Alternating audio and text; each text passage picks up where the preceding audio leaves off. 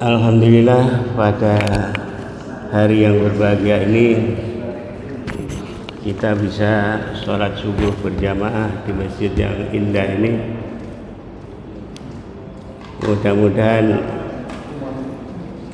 amal kita semuanya diterima oleh Allah SWT. Allahumma amin. Suaranya tidak keluar. Ambil ini. Bapak Ibu yang berbahagia, Ambil ini.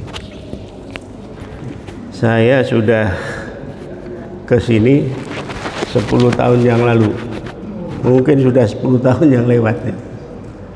Waktu itu khutbah Idul Fitri di jalan itu sudah lebih dari 10 tahun saya kira.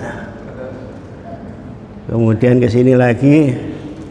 Ini benar gak masjid ini? Dulu belum ada masjidnya seperti ini. Alhamdulillah. Kita tanya, oh ternyata benar. Blok W nomor 13 ingat saya. Alhamdulillah, Bapak Ibu yang berbahagia, saya kemarin diundang lagi, kemudian temanya terserah gitu ya. Karena temanya terserah, maka saya ingin mengutarakan bagaimana situasi ketika Rasulullah SAW akan lahir, atau biasa disebut dengan zaman jahiliyah gitu ya. Nah, itu sudah saya tulis sekitar tahun 97, sehingga apa yang saya ceramahkan nanti ada di buku ini. Buku ini sudah cetak 3 kali dan cetakannya sudah habis, tinggal beberapa. Nah, ini nanti saya wakafkan di perpustakaan masjid ini. Ini kemudian yang buku yang kedua, nah ini yang baru 4 tahun yang lalu. Nah, 4 tahun yang lalu kita cetak, tetapi buku ini sudah lama saya ajarkan di mahasiswa. Mungkin tidak banyak orang yang menggeluti bahasa ini, bahasa Belanda, untuk pemula. Nah, kemudian yang terakhir ini kita cetak 2 tahun yang lalu, tahun 22, sehingga ini masih ada plastiknya, belum dibuka. Nah, ini tentang Majelis Ulama Indonesia. Nah, ini semuanya kita wakafkan untuk perpustakaan di masjid yang berbahagia ini. Nah, ini saya bisa memberikan keterangan itu lewat gambar, sehingga nanti akan mudah kita untuk memahaminya. Kita ambil di mana? Flash disknya namanya apa? Misi? Ya, di dokumen yang paling bawah. Ya, ini hai. Ya. Ini foto. Bentar. Dokumen di H. Ini kita lihat.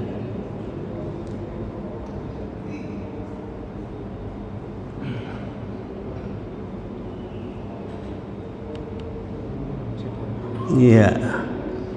Ini kita lihat situasi Rasulullah SAW ketika mau lahir. Nah, kita akan lihat beberapa segi. Yang pertama adalah segi politik ya. Bagaimana tahun-tahun 500-an Masehi ya. Oh, dua-dua ada ya, bisa kita lihat. Nah, situasi saat itu dari segi politik Arabia di sini itu terutama Mekah Madinah ya, daerah Hijaz tidak pernah dijajah oleh negara lain. Tahun-tahun 500-an Masehi, kerajaan yang besar adalah kerajaan Romawi sebelah barat dan Persia sebelah timur. Nah, dua kerajaan besar ini tidak pernah masuk sampai ke wilayah Hijaz, Makkah dan Madinah, tidak pernah. Mengapa? Wilayahnya jauh, wilayahnya sulit untuk ditempuh sampai ke wilayah itu. Nah, tetapi Romawi ini menjajah sampai ke sini, sampai ke Syam atau Syria, atau sampai ke Mesir. Nah, Persia juga begitu, tidak pernah sampai menjajah ke daerah Hijaz. Kalaupun dia pernah menjajah, itu ke Yaman, daerah sini Yaman. Nah, ini situasi dunia saat itu. Nah, kemudian dari segi agama, orang Romawi ini menyembah dewa-dewa, dan dewa yang tertinggi adalah dewa matahari.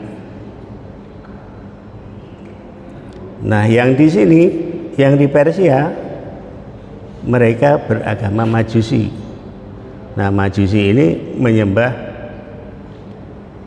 api. Nah, ini dari dua kerajaan yang besar ini tidak pernah sampai menyentuh ke Jazirah Arab Tengah atau daerah Hijaz sekarang. Intinya di situ. Jadi sejak dulu merdeka Mekah itu, Mekah dan Madinah. Nah, kemudian bagaimana situasi laut? Tahun-tahun 500-an Masehi begitu ya. Walaupun Hijaz ini, Mekah Madinah tidak mempunyai laut, tetapi 75 km dari Mekah ada laut, yaitu di Jeddah. Dan Jeddah inilah pelabuhan yang besar saat itu. Nah, dari sini mereka sampai ke Yaman, mereka sampai ke Teluk Persia, mereka sampai ke India, mereka sampai ke wilayah kita di Sumatera, kemudian ke Malaka, kemudian ke Thailand dan Vietnam, sampai ke Tiongkok, ke Cina, ke kota yang namanya dulu Kanton. Sekarang apa itu namanya, tapi dulu Kanton namanya. Nah, ini orang-orang Arab sudah sampai ke wilayah kita. Nah, Arab yang mana? Bukan Arab yang dari Hijaz tadi, bukan yang dari Mekah dan Madinah, tetapi adalah orang Arab yang dari Yaman. Nah, di sini ya Yaman. Nah, Yaman ini kalau kita telusuri lebih lanjut, tahun-tahun 900-an sebelum Masehi itu sudah maju. Kita ingat Ratu Balkis dari Sabak. Nah, Sabak itu di Yaman. Nah, kita bicara aja yang tahun-tahun 500-an gitu ya, Masehi. Nah, Khimyar ini kerajaan Arab Yaman mulai tahun 150-an Masehi sampai tahun 500-an Masehi. Nah, sehingga yang berhubungan lewat laut tadi, orang-orang Arab itu adalah orang-orang Arab dari Yaman. kerajaannya kerajaan Khimyar. Berarti sebelum Islam orang-orang Arab itu sudah sampai ke wilayah kita, ke negeri Arab. Dari Arab ini ke wilayah kita melewati laut memakai kapal layar atau perahu layar. Belum ada kapal. Kalau dikatakan kapal ya perahu besar, kemudian pakai layar. Memakai apa? Jalannya memakai angin, jalannya angin. Nah, angin itu ada angin barat dan angin timur. Nah, itulah yang digunakan. Nah, mereka biasanya kumpul di Malaka untuk menanti angin barat atau angin laut, angin timur yang bisa menggerakkan layar itu ke barat dan sebaliknya. Ini berarti situasi Arab di bidang laut, kalau tadi di bidang darat. Sebentar ini supaya bisa jalan lagi bagaimana nih? Ya silakan ya.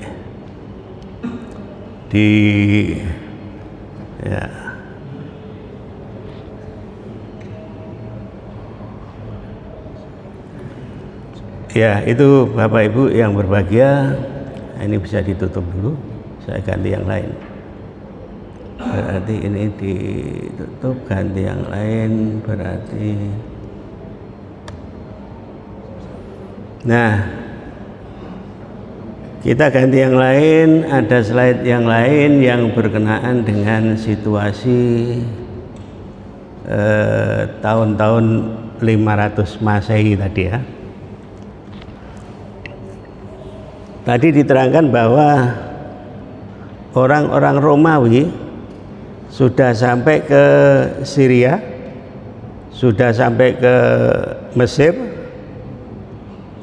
Mereka meninggalkan bangunan-bangunan yang tahun 500-an otomatis masih bagus, tetapi sekarang tinggal puingnya, tinggal seperti ini. Ini adalah gedung yang tinggi untuk menyembah dewa-dewa orang-orang Romawi. Ini masih ada. Alhamdulillah 20 tahun yang lalu saya mengunjungi tempat ini yang di selatan Damaskus, Syria. Jadi gambar ini kemudian persis keadaannya. Nah, ini berarti kebudayaan Romawi. Selanjutnya, nah ini silakan. Ini lagi. Ini berarti jalankan lagi ke sini. Ke selanjutnya.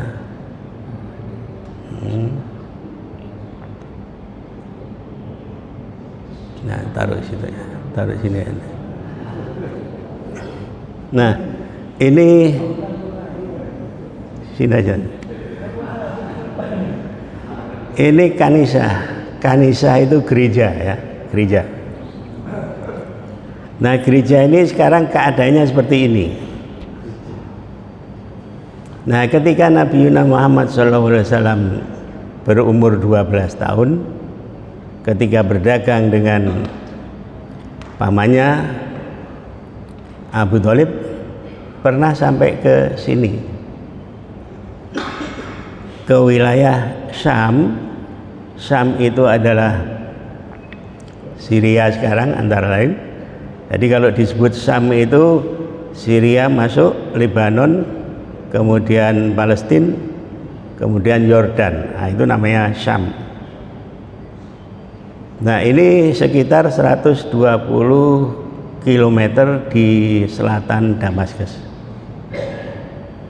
Alhamdulillah kita pernah masuk ke sini dan sudah tidak ada atapnya sekarang. Nah, dulunya ketika Nabi berumur 12 tahun sampai sini dijamu oleh kepala gerejanya yang namanya Bukhairah. Nah, oleh Bukhairah ditanyakan kepada Abu Thalib,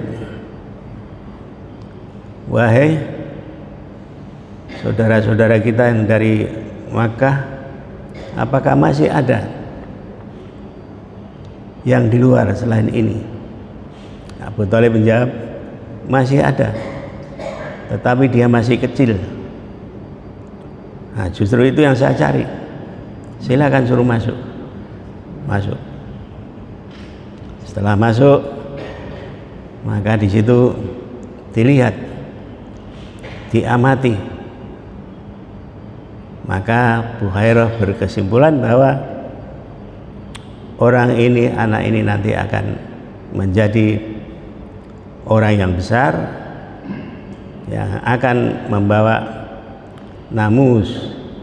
Namus itu berarti undang-undang, atau bisa juga Al-Quran ya. Nah, itulah yang akan dibawa.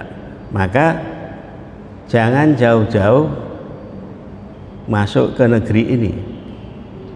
Kalau nanti diketahui oleh orang-orang Yahudi dan mereka tahu tanda-tandanya, ini akan dibunuh, karena tidak ada orang selain Yahudi yang akan menjadi seorang nabi. Nah, setelah itu pulanglah Abu Thalib dan para rombongannya dengan Nabi ke Mekah lagi. Nah, sekarang kita lihat Mekah ini tadi ke wilayah ini, silakan di sini lagi. Ya, ini berarti buka tutup ini. Lanjut ya Pak, lanjut. Nah, ya itu. Nah, kita lihat ini aja. Nah, di tempat tadi, di Busra tadi, ada stadion yang seperti ini. Berarti stadion ini tinggalan orang-orang Romawi tadi. Ya. Kita masuk pernah ke sini, kemudian sampai ke atas, ya. Dan ke atas itu ternyata di sana ada museumnya untuk benda-benda lama dari wilayah Syria. Nah, ini bentuknya masih asli seperti ini. Kalau dulu ini berarti untuk antara lain untuk olahraga, dan olahraganya itu antara lain adu binatang buas. Nah, mereka nonton di balkon itu sampai ke atas. Nah, peradaban Romawi yang seperti ini, yang berasal dari Yunani, itu menyebar di daerah-daerah yang dikuasai oleh orang Romawi. Gedung yang seperti ini ada juga di Aman. Aman itu berarti Yordan. Ada juga di Mesir. Kita lihat di Iskandaria. Nah, Iskandaria itu berarti juga dulu jajahan dari Romawi, bahkan zaman sebelum Romawi, yaitu seorang yang bernama Iskandar Dzulqarnain atau Iskandar Alexander the Great, itu sampai Mesir tahun-tahun 300-an sebelum Masehi. Ada gedung seperti ini. Nah, kemudian selanjutnya, seberapa jauh itu antara Mekah tadi sampai ke namanya Busra. Ya, lanjut. Nah, Busra itu berarti di sini. Ini Damaskus. Kemudian di selatannya. Kalau ini berarti kita cerita tentang Ibrahim. Kita Ibrahim dulu ya, sebelum ke Busra tadi. Ibrahim itu, Nabi Ibrahim asalnya dari sini, Irak Selatan. Dari Irak kemudian ke utara sampai ke di sini. Di sini ini ada daerah yang namanya sampai sekarang namanya Harran, ya. Itu sejak dulu sudah ada. Nah, Nabi Ibrahim itu kapan hidupnya? 1800 tahun sebelum Masehi. Ya, kalau kita urut dari Nabi Adam itu kan Nabi Adam, Nabi Idris, Nabi Nuh, Nabi Hud, kemudian Ibrahim. Nah, itu dari sini 1800 tahun sebelum. Kemudian ke sini ke Halep, Aleppo, ya. Halep itu Aleppo. Aleppo ini berarti di Syria, utaranya Damaskus. Ke Damaskus, kemudian di sini sampai ke Al-Quds. Quds ini berarti Yerusalem. Kemudian sampai ke Al-Khalil. Al-Khalil ini Hebron, ya. Kemudian ke Mesir. Setelah sampai Mesir kembali ke Palestina. Nah, dari Palestina itu baru menuju ke Mekah. Nah, dari Mekah kemudian kembali lagi ke Palestina dan meninggal di Al-Khalil. Al-Khalil sebutan sekarang adalah Hebron.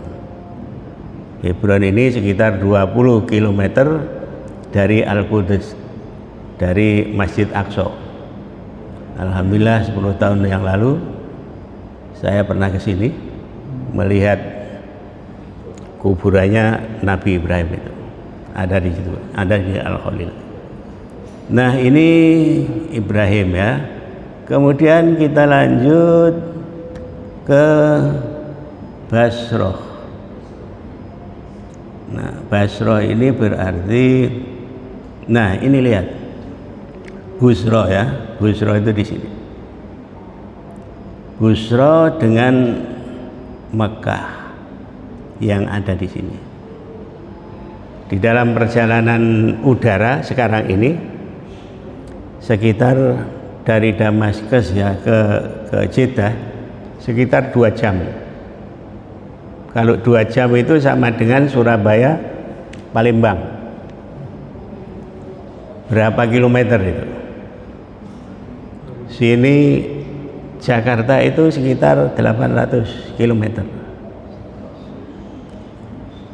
Artinya lebih dari 1.200-1.300 km jauhnya antara Busra dan Mekah. Naik apa saat itu? Tadi ada gambar sebelumnya, naik onta. Onta itu kekuatannya satu hari jalannya itu antara 45 sampai 50 km. Sini Mojokerto. Nah, kalau 1000 km lebih berapa lama? Ada 1 bulan gitu kan. Nah, kalau 1 bulan berdagang di Busra ini tadi, maka tidak mungkin hanya 1-2 hari, 1-2 minggu. Kalau begitu perjalanan perdagangan dari Mekah ke Busra ini paling tidak itu 2,5 bulan sampai 3 bulan pulang pergi. Yang sekarang cukup dengan 2 jam ya, 1400 tahun yang lalu. Nah, ini wilayahnya. Kemudian kita lihat lagi yang lain. Nah, ini adalah perjalanan dari Mekah kemudian ke Busra. Kalau yang satunya ini perdagangan sampai ke Gaza. Gaza sampai sekarang ini ya tetap aja namanya Gaza.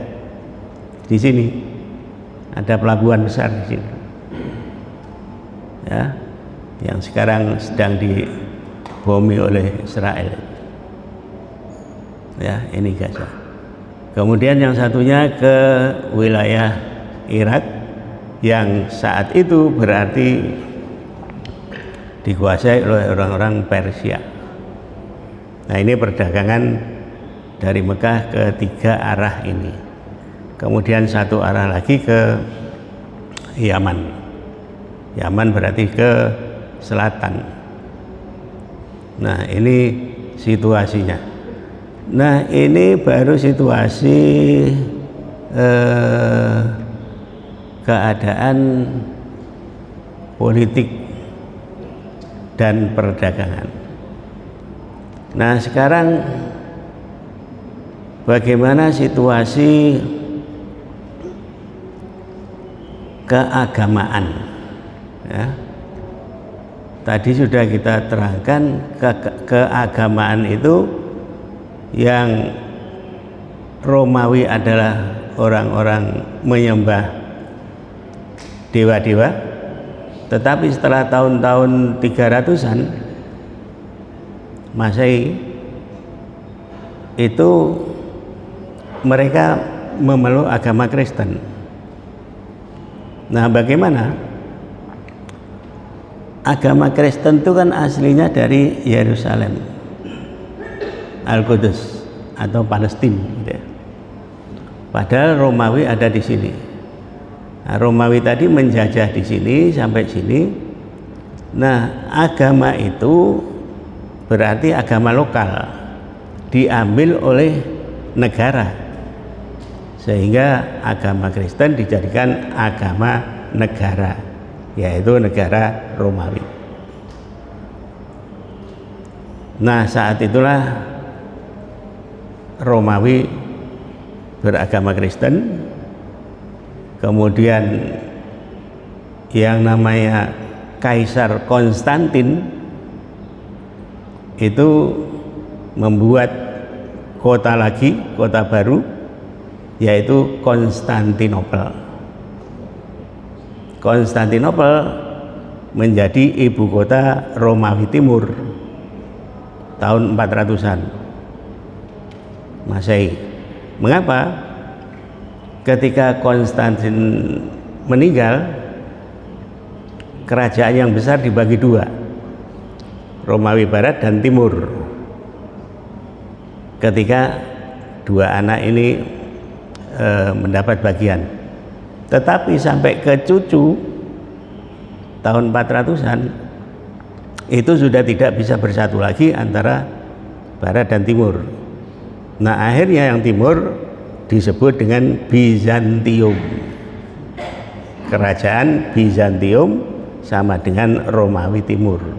Ibu kotanya di Konstantinopel. Yang Konstantinopel nanti tahun 1453 dikuasai oleh orang Islam dengan Muhammad Al-Fatih sebagai Sultan Turki saat itu. Nah, itu berarti yang ada di barat, yang ada di timur tadi mereka beragama Majusi, ya, atau beragama menyembah api. Nah, kemudian kita lihat yang lain, agama yang ada di Arabia. Agama yang ada di Arabia itu kita lihat, ini perdagangan tadi, berarti kita lihat, nah, agama di Arabia sebelum Nabi Muhammad lahir itu mereka menyembah berhala. Berhala di dalam bahasa Arab itu al-wasan, jamaknya al-ausan. Nah, itu berhala. Kemudian al-asnam. Asnam itu berarti arcanya, arca. Jadi barangnya itu berarti al-asnam, sonam ya, sonam. Nah kemudian disembah Tuhannya, nah itu namanya al-wasan. Kita lihat ada banyak berhala saat itu. Yang pertama kita lihat di sini, yang ada di Hijaz ya, sekitar Madinah dan sekitarnya. Itu berhala itu namanya Suwa. Suwa. Lihat di sini. Suwa. Ya. Suwa. Kelihatan, Bapak? Kelihatan ya? Suwa. Kemudian kedua Uzza. Uzza di dekat Taif di sini. Nah, itu berarti yang ada di dalam Al-Qur'an Manata, Lata dan Uzza. Ini Uzza ada di sini. Uzza ada di sini. Kemudian Lata. Lata itu ketiga di sini. Sekitar Taif. Kemudian Manata, nah ini yang empat ada di sini, Robik di utara. Kemudian yang kelima, nah ini kelima, Najran, itu Nasr. Najran ini sekarang masuk ke wilayah Yaman, ya, Najran. Nah kemudian yang keenam kita lihat di sini, Dumatil Jandal. Ya, ini namanya Wud, ya. Nama berhalanya Wud.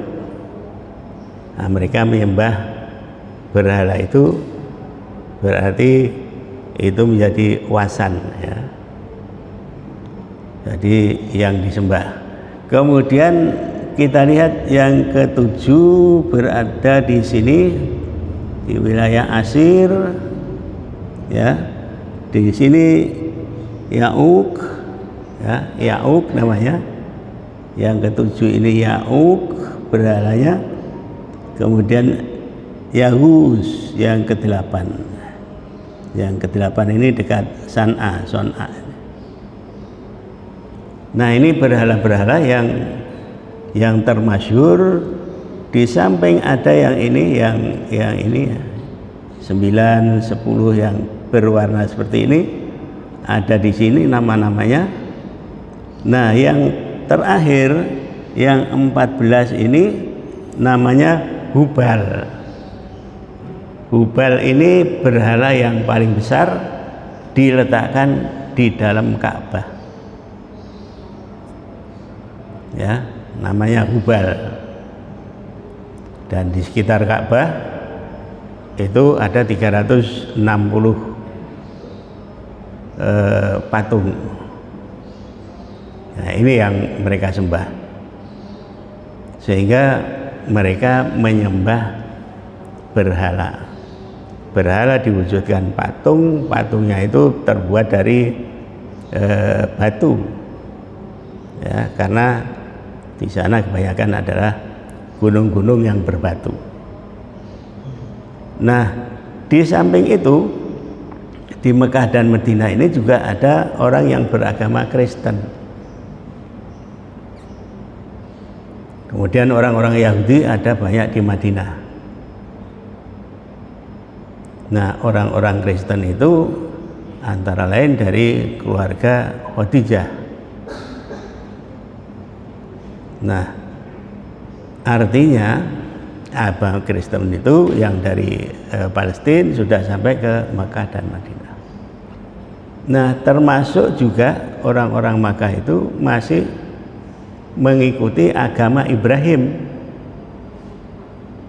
tidak mau menyembah berhala, tidak mau ikut orang-orang Kristen dan Yahudi, tetapi masih ikut agama yang dibawa oleh Nabi Ibrahim, yaitu agama Hanif, yang intinya mulai dari Nabi Adam sampai Nabi Muhammad ya tetap saja itu namanya Islam gitu. Nah, ini situasi keagamaan. Nah, kita lihat tadi situasi keagamaan, kemudian perdagangan tadi sudah, tetapi ini lebih detailnya ya. Detailnya situasi ekonomi. Ekonomi perdagangan itu sebagai pusat-pusatnya antara lain Mekah Madinah ini menjadi sentral. Kemudian di sini ada Taif. Kemudian di sini ada pasar Ukad ya. Yang sekarang ini kalau kita ke Mekah ada wilayah yang Ukad itu. Kemudian Dzumajaz, kemudian Majinah, kemudian ini di utara Khaybar, Dumatil Jandal tadi, yang di timur Yamamah, kemudian Musyakkor, kemudian di sini ada Hadramaut. Nah, ini kalau dari Yaman, orang dari Hadramaut itu di sini nih letaknya, Hadramaut. Itu juga pusat perdagangan. Kemudian di San'a ya. San'a ibu kotanya Yaman sekarang. Ya, yang dikuasai oleh Houthi. Nah, kemudian di sini Aden. Aden ini pelabuhan besar yang ada di Yaman. Nah, ini semuanya ketika bulan-bulan Dzulqa'dah, Dzulhijjah itu mereka akan berkumpul di Mekah. Mengapa? Karena yang namanya haji itu sejak dulu sudah ada. Nah, mereka berdagang di sekitar Makkah ketika bulan-bulan Dzulqa'dah, Dzulhijjah, terutama Dzulhijjah.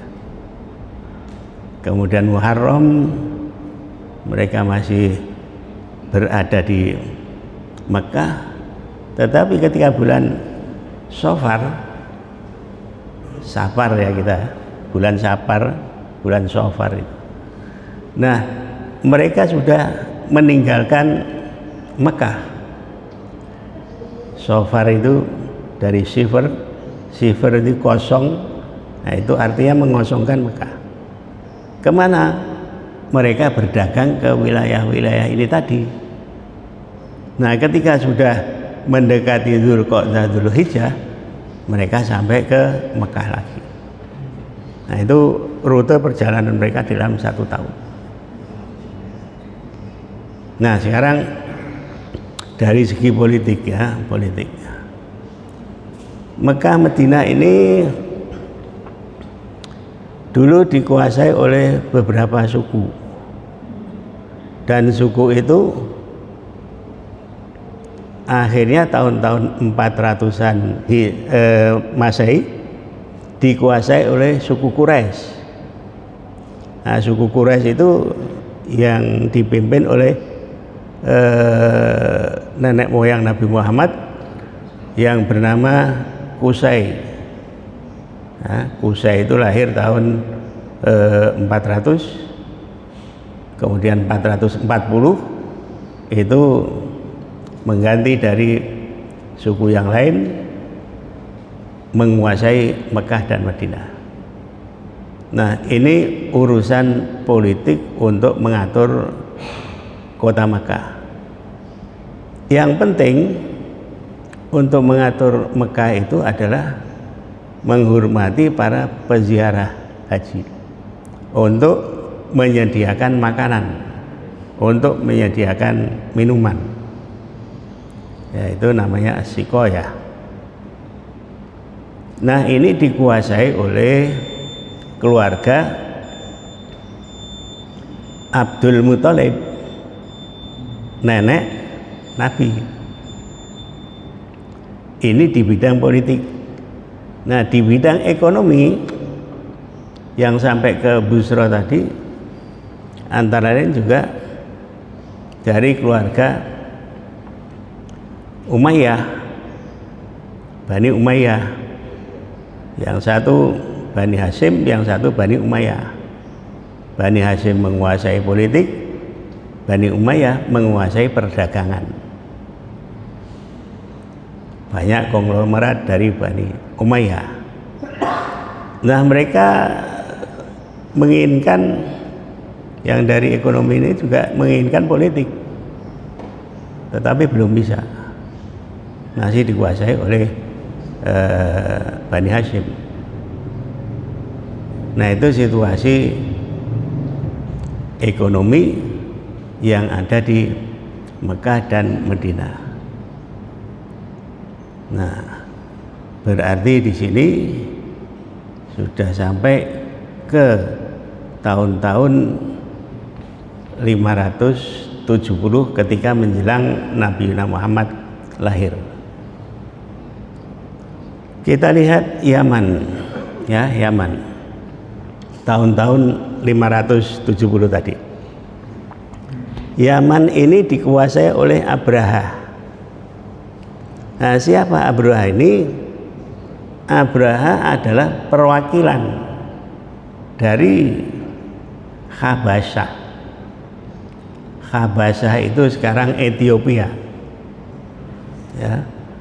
Orang-orang Ethiopia itu ada rajanya, kemudian menguasai wilayah Yaman, dan pada tahun 570-an tadi dikuasai oleh Abraha.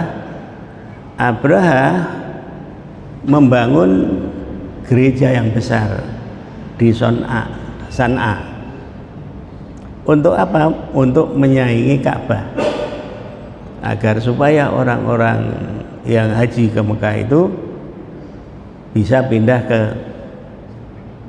San'a. Namun ternyata tidak laku. Yang namanya gereja besar yang ada di San'a tidak pernah didatangi oleh banyak manusia. Akhirnya Abraha ini ingin menghancurkan Ka'bah. Yang Ka'bah saat itu dijaga oleh keluarga Bani Hashim. Masih ada kakeknya Nabi Muhammad SAW, yaitu Abdul Muthalib. Begitu banyaknya pasukan dari Abraha dengan naik gajah, maka namanya Abdul Muthalib ya sudah menyerahkan sesuatu ini kepada yang punya Ka'bah. Nah, disitulah digambarkan di dalam surat Al-Fil, ya, gambaran ketika Abraham menyerang Ka'bah itu surat Al-Fil. A'udzubillahi minasyaitonirrajim. Alam taro kaifa fa'ala rabbuka bi ashabil fil. Apakah Anda melihat bagaimana Allah Subhanahu wa ta'ala ini menindak orang-orang yang naik gajah itu. Nah, disinilah akhirnya fa arsala alaihim tayran ababil. Maka Allah SWT mengutus burung-burung ababil, yang dengan itu akhirnya gajah-gajah itu bisa mati. Dan akhirnya Abraha juga tidak bisa menguasai Mekah, pulang lagi ke San'a atau ke San'a. Nah, pada tahun itu Nabi Muhammad SAW lahir. Karena ini peristiwanya adalah dengan gajah yang banyak itu, maka tahun itu dinamakan tahun gajah. Mereka belum mempunyai tahun-tahun yang pasti, tetapi dengan peristiwa-peristiwa yang besar, nah, mereka memberi nama tahun-tahun itu dengan peristiwanya. Sehingga tahun gajah Nabi Muhammad SAW lahir, tahun Masainya 570. atau ada yang mengatakan 571. Nah, tahun Hijriah ya belum ada. Hijriah itu baru tahunnya Nabi hijrah ada, tapi belum dibuat tahun. Yang membuat tahun Hijriah itu atas usulan khalifah yang kedua, Khalifah Umar bin Khattab. Tahun kedua dari pemerintahannya. Nah, dengan demikian maka kesimpulannya Nabi Muhammad SAW itu lahir dengan situasi ekonomi, politik, kemudian perdagangan, agama, seperti itu keadaannya. Satu lagi, yaitu sisi kebudayaan. Dikatakan orang-orang Arab itu rendah budayanya. Tidak. Mereka membuat syair yang tinggi-tinggi nilainya, dan syair itu selalu dilombakan, dan tiap-tiap syair yang bagus yang mendapat hadiah, maka hadiahnya adalah syair itu ditaruh di Ka'bah. Nah, disitulah ada yang dibuat syair-syair yang bagus, yang jumlahnya banyak, yang disebut dengan al-mu'allaqat as-sab'ah. Mu'allaqat itu yang digantung ya, yang digantung. Al-mu'allaqat as-sab'ah itu 7, tetapi tidak 7 benar. Kalau ditekan 7 itu berarti banyak, disebut 9 berarti banyak. Pokoknya kalau disebut lebih dari 3 itu banyak. Nah, itu orang-orang Arab sudah demikian tingginya membuat syair. Dan ketika Islam itu antara lain mukjizat Al-Quran itu kan tidak bisa disaingi dengan syair-syair orang Arab. Seperti Al-Fil tadi, mereka membuat syair tentang Al-Fil. Al-Fil khurtumuhu tawil. Al-Fil, gajah itu telalainya panjang. Ya mesti ya telalainya panjang. Ya, nggak ada maknanya gitu kan. Nah, ini antara lain. Jadi dari segi peradaban, dari segi kebudayaan, orang-orang Arab itu sudah tinggi. Dari segi ekonomi tadi, yang namanya Abu Sufyan itu kalau membawa dagangan ke Busra tadi atau ke Syria sekarang, itu lebih dari 300 unta dibawa dagangannya.